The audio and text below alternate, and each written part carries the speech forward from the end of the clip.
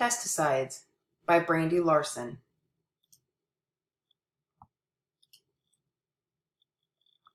Our objectives for today is to identify the effect of pesticides with cancers and reproductive health, recognize proximity of farms to diseases, define the World Health Organization and Environmental Protection Agency regulations,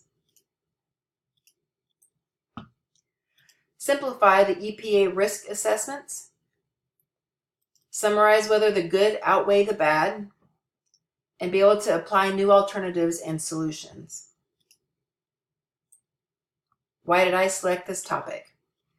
I grew up in rural Indiana, where every spring the small airplanes would fly over fields and drop pesticides and herbicides on acres and acres of crops. Typically they did this on calm days, but you could still see the chemicals drifting on the wind. I lived in the country, but I was still only about a mile, as the crow flies, to a landfill that also became a waste management site for hazardous chemicals. We had multiple neighbors on our road end up with cancers that, after I have done the research for this class, have found out that there are direct links to pesticides and herbicides.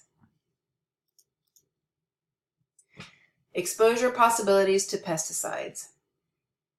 Those who work around pesticides increase their risk of cancer. These jobs would include farmers, lawn care specialists, golf course, and vineyard superintendents. Our food and drinking water can be affected. However, this is minimal due to the regulations in place. Substantial exposure through the use of pesticides in the home, and this is where children most often obtain their biggest exposure risk. And the environment can become a factor if pesticides are not used properly, if it storms after an application, or if they're applied on a windy day. If not applied correctly, some pesticides can last a long time in the environment and they become an increased risk factor for exposure as well. Types of cancers associated with pesticides. There have been numerous, but the main ones are non-Hodgkin lymphoma. It has been shown that an increased incidence of non-Hodgkin's lymphoma is found in farmers and golf course superintendents. The more acres involved, the higher their risk.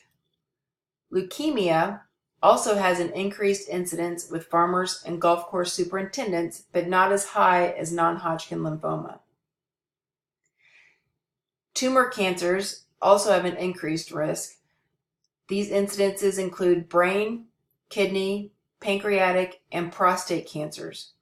Of note, I had 2 neighbors die, one from kidney and one from pancreatic cancer.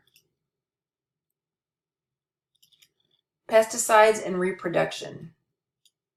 Pesticides also have an increased risk of adverse effects on pregnancy and delivery. One study done on the pesticides in the rural population of the Ararat Valley of Armenia showed that when workers were exposed to pesticides for longer than 10 days, their spouses had an increase in premature and stillborn deliveries. Women that were exposed longer than 10 days to pesticides also had an increase in pregnancy complications as well as premature deliveries. Based on the data from the last 2 slides, we can see the correlation between the exposure to chemicals and cancer as well as adverse reproductive health. The closer a person is to the exposure, their chance of adverse effects increases. They have also found that the larger amount of acreage involved, the higher the incidence of cancer-related diseases.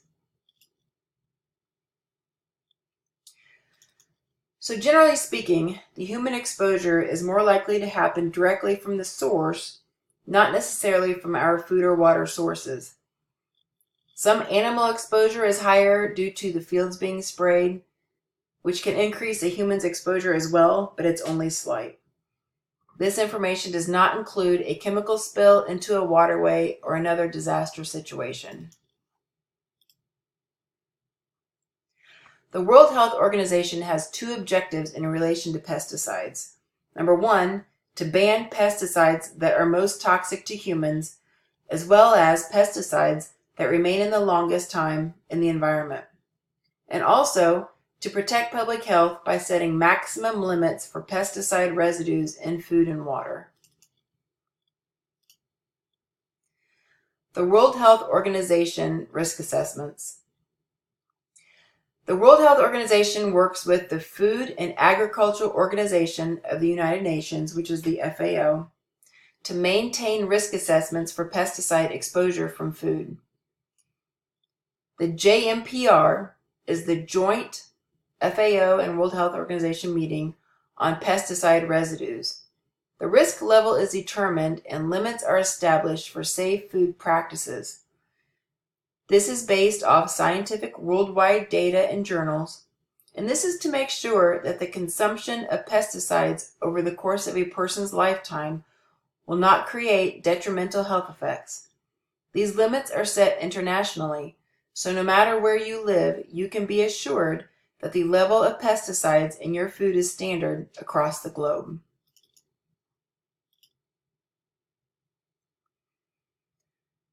So what is the Environmental Protection Agency's role in this?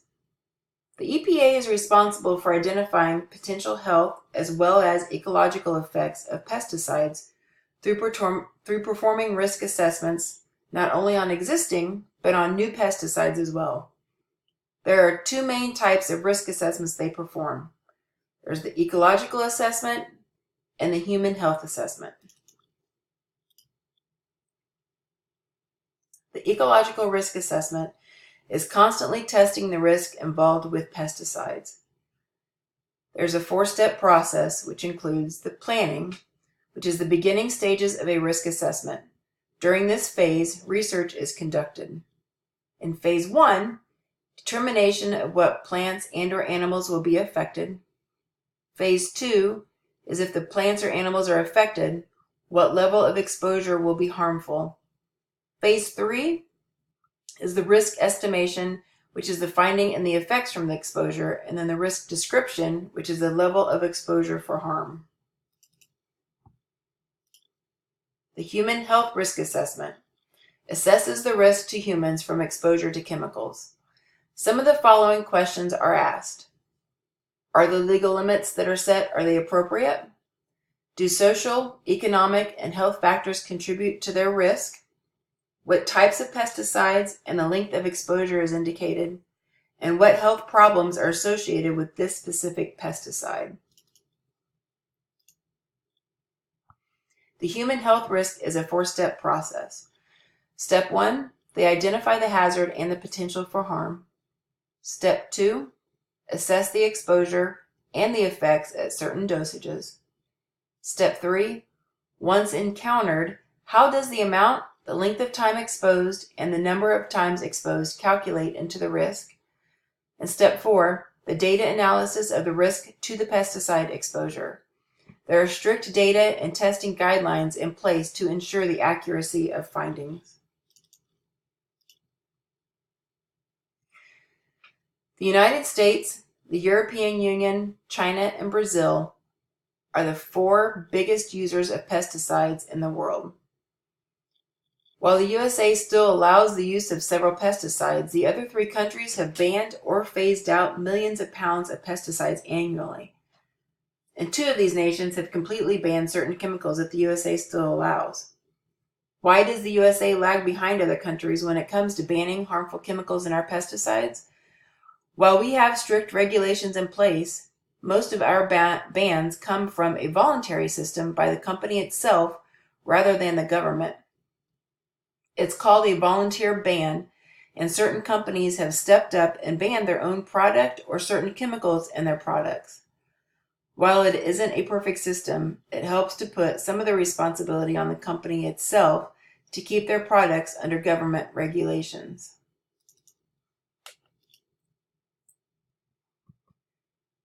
Utilizing genetically modified plants, biological pesticides, and omic technologies are part of the future in pesticides. GMO is using genetically modified crops for rotating with native and GMO plants. This can be beneficial. One of the drawbacks is that the plants develop a resistance and sometimes more pesticides are needed. Biological pesticides might be the best one yet. A biological pesticide is when a biological agent is used to control disease. These pesticides do not allow for a resistance to develop and is environmentally friendly. Omic technologies are technologies that allow for profiling of specific microbes on plants. Then scientists are able to create a solution for combating the diseased plant. I want to talk a bit more about microbial pesticides. These are used when chemical residues on vegetables is a concern. Using these can yield a bigger crop due to the increased health of the plant. This is an important replacement for chemical insecticides. We will probably see more and more of these types of products in the market for control of insects and weeds. The benefits are that they are safe, especially with organisms not intended for destruction. They are biodegradable. They are generally low cost to use, and they are suitable for pest management. The cons are that they have a short shelf life and field residual. They can be difficult to utilize, and they do have inconsistent results. In conclusion, pesticides are considered a necessary evil. We need them to help control the infestations of weeds and insects for our food supply to be healthy. However, they have been linked to an increase in certain types of cancers. The strict regulations by the World Health Organization and the Environmental Protection Agency help ensure that the levels humans and animals are exposed to remain low and at tolerable levels.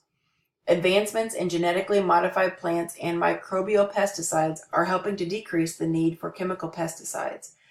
The hope in the future is that we will have advanced to the point of not needing to use chemicals at all, and we can rely on biological agents for weed and insect control.